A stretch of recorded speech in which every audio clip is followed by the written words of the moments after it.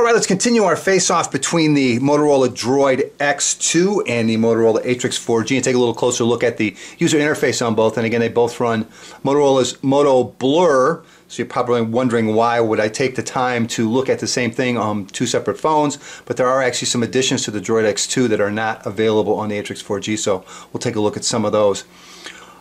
They both run Android 2.2 Froyo at the moment, which means they both have 7 different panels that you can customize either with Moto Blur or Android widgets.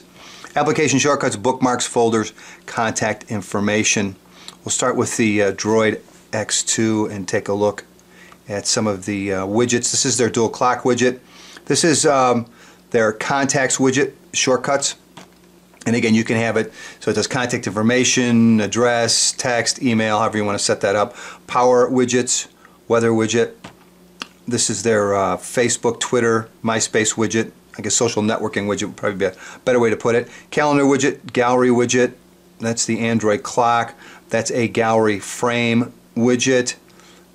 SMS widget, easy for me to say. Sticky note, brain's not working. And this is something new that's not on the Atrix 4G. This is their bookmark widget, which is brand new. Or first time I've seen it anyway on a Motorola handset. Check real quick, see if there's anything else here that we didn't look at. Contact quick tasks, that was the word I was looking for. We looked at those. I am presence. Yeah, we saw most of everything that was there that's worth taking a look at. And again, you've got 7 different panels. Nothing new there. On the Atrix 4G, again, you're going to have 7 different panels, and that's the gallery widget. Sticky notes, that's going to be the same. Contacts, power bar is the same. Date. Oh, one thing I wanted to mention on both of these, they're resizable. The widgets are resizable. Let me go in and, not all of them, but most of them are. Go in here and hold down on it, and then tap back on the display, and you can resize the widgets. This is clock and weather we saw. Again, Facebook, Twitter, SMS. Oh, this is the RSS feed widget on the Atrix 4G. This widget is the gallery widget, which is available on both. Gives you a direct link to the camera, to the gallery, and also you can set up a little slideshow. And then again, the status widget, which we saw on the other. I wonder if let me make sure the news widget is on here. Yeah, the news widget's there. So they both have that. The big new one is the bookmark widget on the Droid X2. All right, let's take a look at the main menu keys on both because we've got some differences here. One thing we have on the Droid X2 is profiles. You can set up 3 separate profiles and basically change the look of the phone by tapping on it. And you can see you can change the wallpaper if you want. I had the wallpaper changed. I don't know why it's not changed any longer. So let's take a look at wallpapers real quick. I think I had it on this set wallpaper. There we go. So we go back into profiles. And then I had a work set up, and it changes the widgets and the way they're laid out. It changes the wallpaper. So that's something that's different that's not on both. As far as wallpapers on both, take a look at live wallpapers real quick. And Forest I probably downloaded. Nexus I know I downloaded, so they're the same on both. So nothing new there. What else is under here? Wallpapers, notifications, settings. Settings, not a lot that's new. Battery and data manager. We have a battery manager over here. We have a separate HDMI out, which is interesting. You can overscan, you can adjust the size of the output based on what you want to watch it on, which is pretty slick. Other than that, let's see if there's anything else in here that looks new. Nope. Okay, so there's that. Let's take a look at the application menus on both. And they both scroll vertically. As far as what you can do, not a heck of a lot. You can manage apps, which allows you to go into what similar to a task manager and basically delete or add or whatever you want with them. On the Droid X2, there are some definite things you can do. You can set up a group. You can look at all the apps, which is what I have now. You can look at recent apps, and you can look at downloaded apps. You have a shortcut to the Android market. I don't know why it hasn't updated to the newer market, but that's the look I'm getting. So there are some differences here as far as arranging them. You can do it alphabetically, frequently used or recently used, which is nice. And you access your settings there as well. So you've got a little bit more customization available in the Droid X2 with Moto Blur than you do with the Atrix. Holding down on the home key doesn't bring up recent apps, which is what we've seen, these are the last 8 apps I opened on the Atrix 4G. What you get on the Motorola Atrix is, I guess it's just going to continue to fill that up until the menu is completely full. So it shows you the last app you've opened, not necessarily running, but the last app you opened, and you've got a much bigger list than just 8, which is what we've had previously. Pushing down on the home key from the home screen will give you an overview of all 7 panels on both.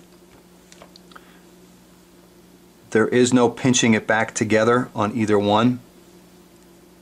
So what you get on the Atrix 4G is, once you get to that panel, you have these little shortcut keys down here at the bottom to move you between the panels. On the Droid X2, once you get there, there's really no quick way to get back. You're stuck. So hit the home key to get back to the home screen. But it does give you that overview. Notification bars on both. Sorry I don't have any emails up there, but there's really nothing exciting on either one of them. They're just plain stock notification systems, which you can see slide down. And again, if there's notifications, you'll get a clear key. And I think that's pretty much it. So there are a few differences. There's a few additions on the Droid X2 that aren't available on Moto Blur with the Atrix 4G. All right, let's take a look at the messaging applications on the Droid X2 and Atrix 4G. And you're going to see a lot of similarities. Obviously, they're both running Moto Blur as the user interface overlay, so going to be an awful lot of similarities. Right now we're looking at the standard keypad. Let's go into input methods, and you'll see they're both exactly the same. They have swipe on both. So let's take a look at the swipe keypad on both, and they're pretty close to being the same. Big difference, you have an enter key on the Droid X2, which you do not have on the Atrix 4G. Your language is going to be controlled here on the Droid X2, up in the upper left on the keypad for the Atrix 4G. Other than that, you've got a lot of similarities. Let me try both. Call Tuesday. That worked quite well, or close anyway. Call Tuesday. Again, it didn't get the capitalization, but there's probably a setting I could go to set that up, and I got called Job instead of John, so I wasn't right on either one. Let's try a little speech to text. For our meeting on Wednesday. For our meeting on Wednesday. For our meeting on Wednesday. For our meeting on Wednesday. So one was spelled correctly. One used a number instead of a word. One used the wrong word. But bottom line, they were both pretty close. It looked as if the I don't know if I can call a winner there or not. Anyway, there's the keyboard in portrait. Let's take a look at landscape on both. And then let's go in and look at the keypads that aren't swipe, because not all of us know how to use swipe very well. And we went to multi-touch keypad on both. Flip to multi-touch, and there's your multi-touch keypad on both in landscape. And again, you've got speech to text. There's no long press for numbers or symbols. Everything's accessed here in the lower left-hand corner on both. See any differences? Yeah, the big difference is you've got an enter key. So you need to go into menu to grab a smiley face, but in doing so you get an enter key, which in my mind I'd rather have the enter key as opposed to the smiley face. All right, let's take a look at both of these in portrait, and let's see what we can insert on both of them. Any big differences? On the Droid X2, you've got a link to the camera and gallery, which you can see there. Sticking a slideshow, location, as well as a V-card. On the Atrix 4G, you've got direct link to the camera, audio, so both video, those are the same, slideshow. You don't have a location insert for the Atrix 4G, which you do on the Droid 2X, so that's the one advantage to the Droid 2X as far as flexibility, or an additional plus would be location for your SMS messages. So anyway, there's a look at messaging apps on both. Okay, let's wrap up today's face-off with our browser comparison between the Motorola Droid X2 or Droid X2 versus the Motorola Atrix 4G. Again, I've got them both running off the same Wi-Fi network. I've got Flash fully enabled on both. They both have been updated to Adobe Flash 10.3. Cleared the cache and history on both. So I think that's enough talk. Let's head over and I'm going to make this list just to make it easier on me. And let's find Smartphone Envy. There it is. And find it over here. There it is. And we're off. As you can see, I just got an email on both. And everybody seems to be digesting the email first. Alright, first we're going to start out with the mobile site. See who gets there first. And it looked like it was definitely the Droid X2. Let's go to the full site. And we're off.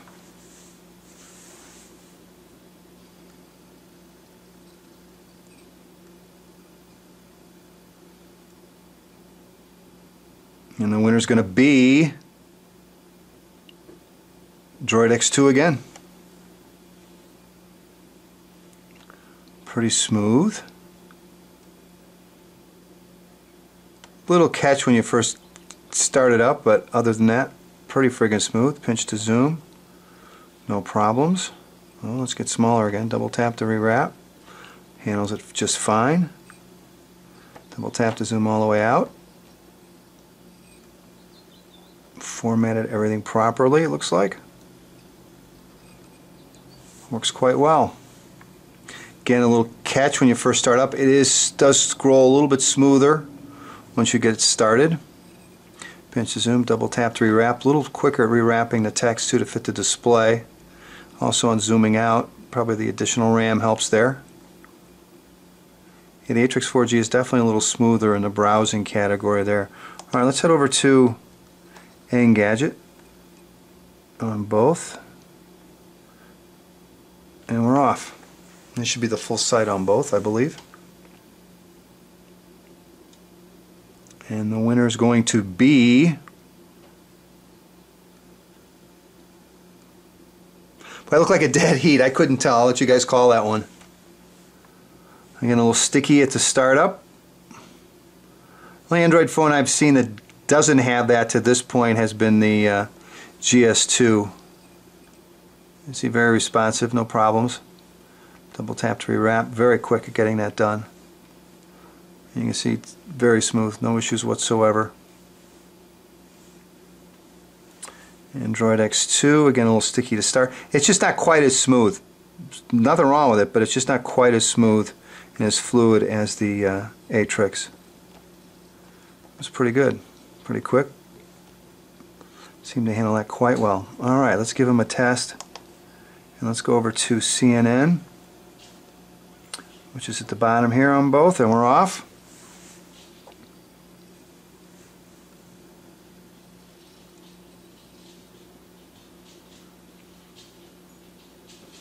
And that looks like it's the Droid X was definitely there first.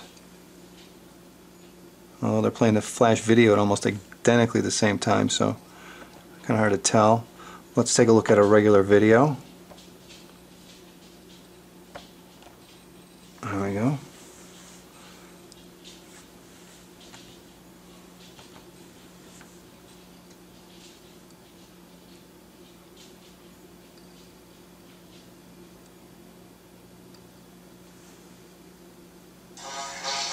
You must be the new kid. I am. I'm in the Name Your Own Price division. I find empty hotel rooms and help people save up to 6% off, I'm familiar. Your name? Naomi Price. What other negotiating skills you have? I'm a 5th-degree black belt. As a man. I'm fluent in 37 languages. And I'm a master of disguise. As a man. As am I. As am I. As am I. Well played, Naomi Price. Well, you know, it was a proud moment. I'm glad that I could play a part in it. She's a wonderful person, and she's always been gracious in her thanks to me. You know, she's done very well in her life, and people ask me what did I get out of it. You know, I got promoted, and you know, life's been good for me as well. Glad to hear that, because I do remember the man who gave me my first real. All right, there's a look at our browser comparison. It seemed that the Droid X2 was quicker at downloading web pages than the Atrix 4G, if I remember correctly. Both of them did a pretty good job on the video. They were both a little herky-jerky in the beginning before they got it spooled up. It looked like the Droid X2 had a little sync issue as far as getting the speech synced up initially when the actual video we were after came on, when they were talking about Oprah. I didn't see as much of that on the Atrix 4G. Maybe it's my fault. Maybe I missed it. But anyway, there's a look at two dual-core processing Motorola handsets, the Droid X2 currently offered on Verizon, and the Motorola Atrix 4G currently on AT&T. So I hope that's been helpful. Take care.